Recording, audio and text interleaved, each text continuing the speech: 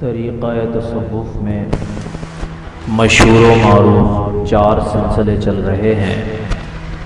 سلسلہ نقشبندیہ، سلسلہ قادریہ، سلسلہ سہروردیہ، سلسلہ چشتیہ۔ یہ 4 وہ سلسلے ہیں جو مشہور و معروف ہیں۔ اس کے علاوہ پوری روح زمین پر 200 سلسلے تزکیہ نفس کے چل رہے ہیں پوری دنیا میں۔ ہر سلسلہ کسی نہ کسی نبی کے زیر قدم ہے اور ہر سلسلہ کسی نہ کسی صحابی کے فیض سے پر ہے۔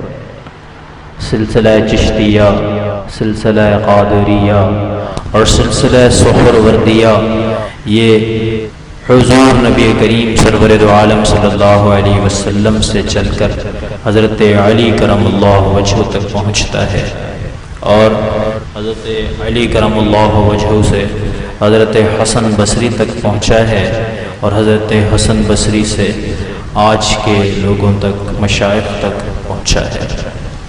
سلسلہ نقشبندیہ مجددیہ حضور نبی کریم سرور دو عالم صلی اللہ علیہ وسلم سے چلا ہے، اور حضرت سیدنا ابو بکر صدیق رضی اللہ تعالیٰ عنہ تک پہنچا ہے۔ پھر ابو بکر صدیق رضی اللہ تعالیٰ عنہ کے بعد حضرت سلمان فارسی رضی اللہ تعالیٰ عنہ کو ملا ہے۔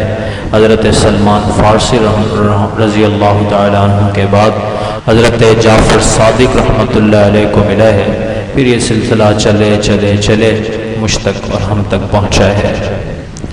یوں تو سارے سلاسل ہی افضل ہیں اور سارے سلاسل کا مقصد ایک ہے، مگر سلسلہ نقشبندیہ فضیلت کے اعتبار سے باقی تینوں سلاسل کے میں بڑا ہے، اور اس کے بڑے ہونے کی وجہ یہ نہیں ہے کہ میں اس سلسلے سے منسلک ہوں تو میں اس کو بڑا سمجھ رہا ہوں، یا میرے پسندیدہ مشائخ اس سلسلے سے منسلک ہیں تو میں اس سلسلے کو بڑا سمجھ رہا ہوں، بلکہ اس سلسلے کے بڑا ہونے کی وجہ یہ ہے کہ یہ سلسلہ حضور نبی کریم سرور دو عالم صلی اللہ علیہ وسلم کے بعد سیدنا ابو بکر صدیق رضی اللہ تعالیٰ عنہ سے پہنچا۔ جس طرح صحابہ میں نبی علیہ السلام کے بعد سیدنا ابو بکر صدیق ہیں، اور صحابہ میں سب سے بڑا رتبہ اور مرتبہ آپ کا ہے، تو جو چیز ان سے منسلک ہو گئی اس کا رتبہ اور منصب بھی سب سے بڑا ہو گیا۔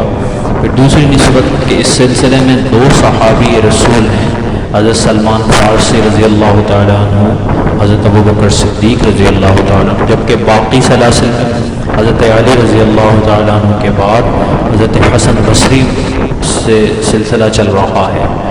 تو یہ 4 سلسلے اس وقت مشہور و معروف ہیں، نقشبندیہ، قادریہ، چشتیہ، سہروردیہ۔ ان کی بحث میں نہیں پڑھنا چاہیے کہ کون سا سلسلہ افضل ہے، کون سا سلسلہ غیر افضل ہے۔ سبھی مشائخ برابر ہیں، سبھی اللہ والے ہیں، سبھی اللہ کے محبوب ہیں۔ بس مقصد یہ ہے کہ انسان اس رستے کے ذریعے سے اللہ تک پہنچ جائے، اور ان بزرگوں کے توسل سے اور ان مشائخ کے توسل سے اللہ تعالیٰ تک پہنچ جائے، اور ان کی بحث میں پڑھ کر کے فلاں بزرگ بڑے، فلاں بزرگ چھوٹے، بالکل نہیں پڑھنا چاہیے۔ میرے پیر مرشد رحمۃ اللہ علیہ سے کسی نے میرے سامنے ہی سوال کیا، بڑا پیارا جواب مرحمت فرمایا حضرت مجدد الفسانی رحمۃ اللہ علیہ بڑے ہیں یا سیدنا عبد القادر جیلانی رحمۃ اللہ علیہ؟ آپ رحمۃ اللہ علیہ مسکرائے فرمایا بھائی جو ان دونوں سے بڑا ہو اس سے پوچھ لو، میں تو چھوٹا ہوں۔ تو یہ عاجزی تھی، یہ شفقت تھی۔ اللہ تعالیٰ اسی طرح ہمیں ہمارے مشائخ کے طرز پر ان کے نقش قدم پر چلائیں، اور ہمیں صحیح معنوں میں تصوف اور سلسلوں کو سمجھنے کی توفیق عطا فرمائیں۔ سلسلہ مقصد نہیں ہے، مقصد اللہ کی ذات ہے۔ یہ راستے ہیں، یہ ایک درخت ہے نبی علیہ السلام کا، اس کی شاخیں ہیں جو جہاں سے جس طرح بھی پہنچا منزل تک پہنچنا مقصود ہے۔ اللہ تعالیٰ سمجھ کی توفیق مرحمت فرمائے۔